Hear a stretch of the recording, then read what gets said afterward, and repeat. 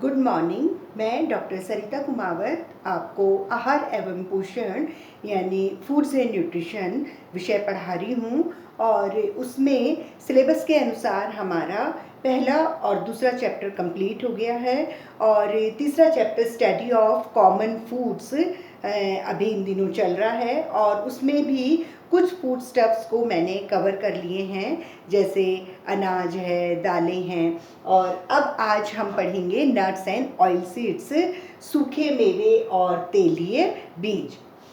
तेलीय बीज और सूखे मेवे को हम नट्स एंड ऑयल सीड्स कहते हैं और नाम से भी ऐसा लग रहा है कि ये जो बीज होंगे उनमें तेल ज़्यादा होता है।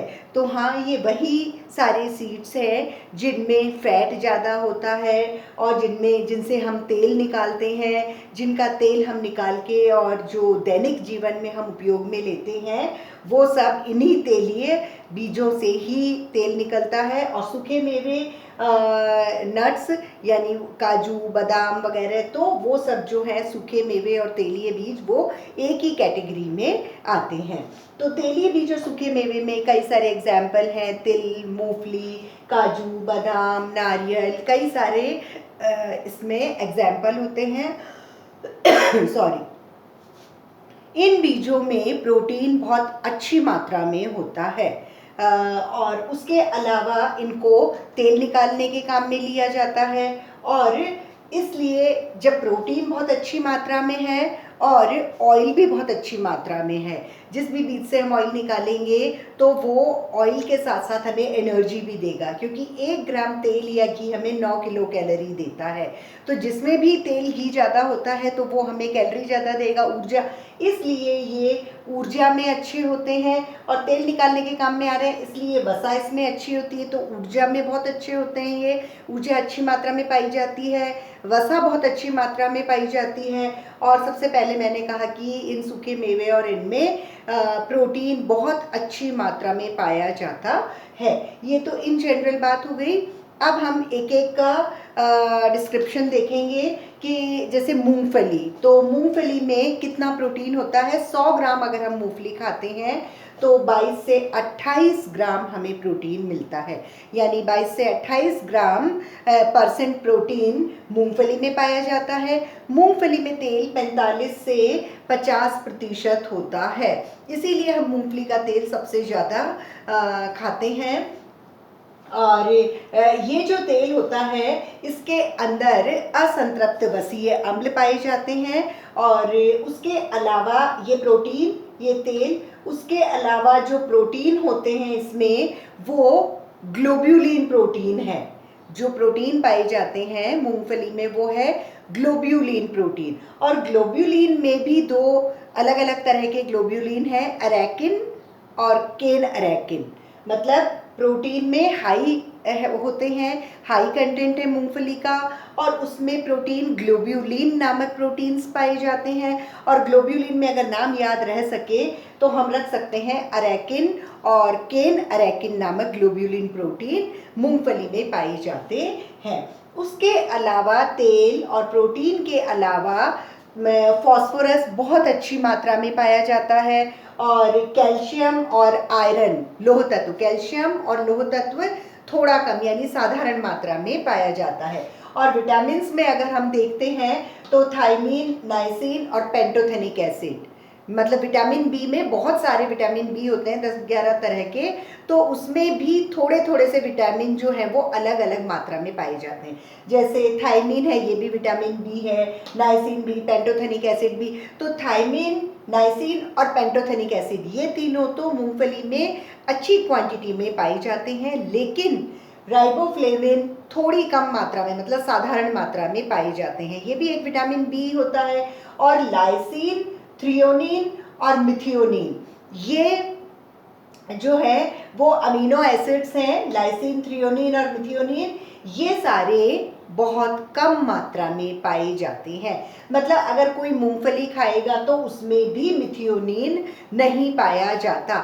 हमने जब पिछली बार पल्सेस पढ़ा था तो मैंने कहा था कि पल्सेस में मिथियोनिन नहीं होता है, लेकिन उसमें लाइसिन बहुत अच्छी मात्रा में होता है। और लाइसिन की बात मैं इसलिए कर रही हूँ यहाँ कि उसके पहले जब मैंने सीरियल्स यानी अनाज पढ़ाया था तो अनाज में मैंने कहा था कि उसमें लाइसिन अमीनो एसिड नहीं होता, तो इसलिए ये पूर्ण प्रोटीन नहीं है, इनकम्प्लीट प्रोटीन है।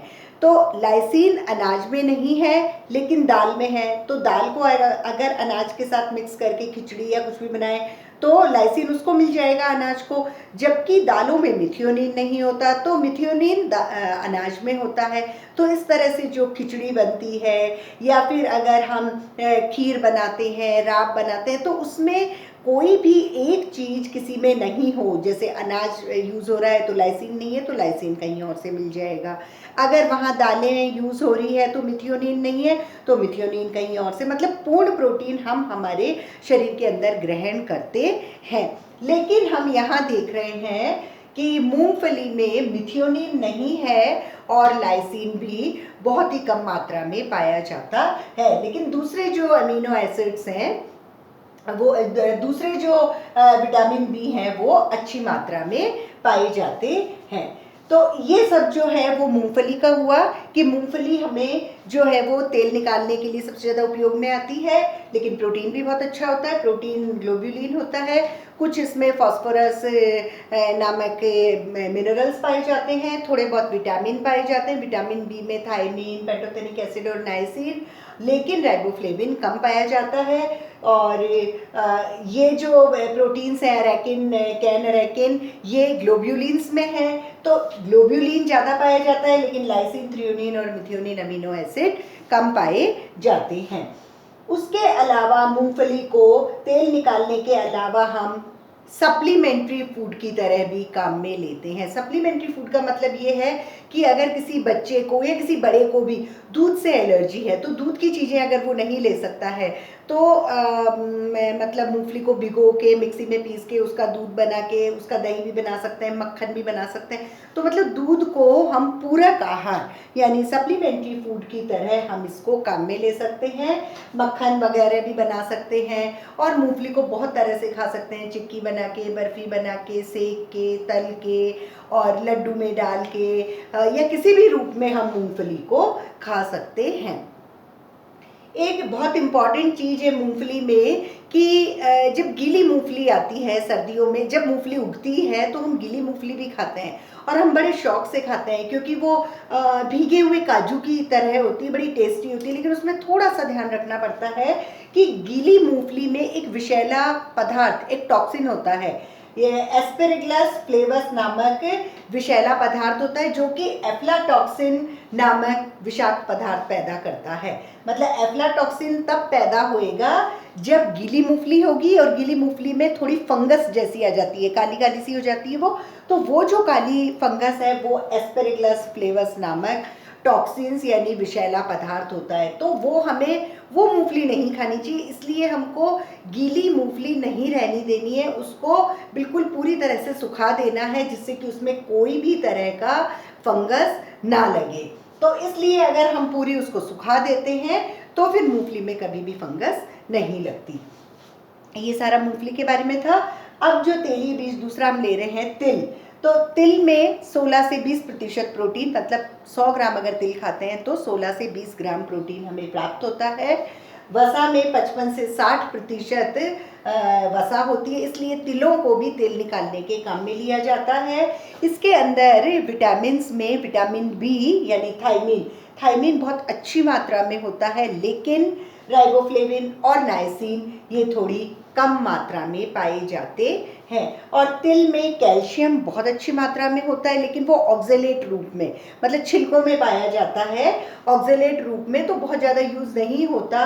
और तिल को हम तेल निकालने के काम में तो लेते ही हैं, लेकिन कई व्यंजन भी बना सकते हैं, तिल के लड्डू, तिल की चिक्की, और तिल हम दूसरे सब्जियों में भी डालते हैं, ग्रेवी में भी डालते हैं, और भी चीज़ों में हम तिल डाल सकते हैं।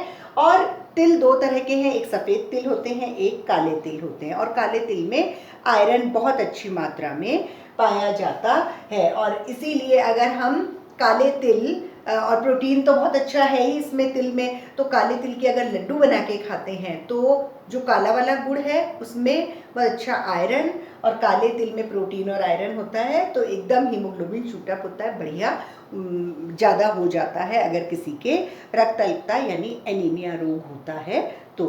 तीसरी तरह का हम नट्स एंड ऑयल सीड्स में लेंगे नारियल, कोकोनट।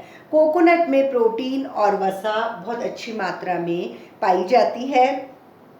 इसको हम कच्ची रूप में भी यूज़ करते हैं। कच्चा मतलब कच्चा नारियल होता है ना, जिसकी जटाएं हटा के फिर फोड़ के फिर उसकी गिरी काम में लेते हैं, तो कच्चा भी हम यूज़ कर सकते हैं उसको चटनी के रूप में, उसको घिस के और दूध के साथ उबाल के और जमा के बर्फ़ी के रूप में, लड्डू के रूप में, किसी भी रूप में हम कच्चे नारियल को यूज़ कर सकते हैं।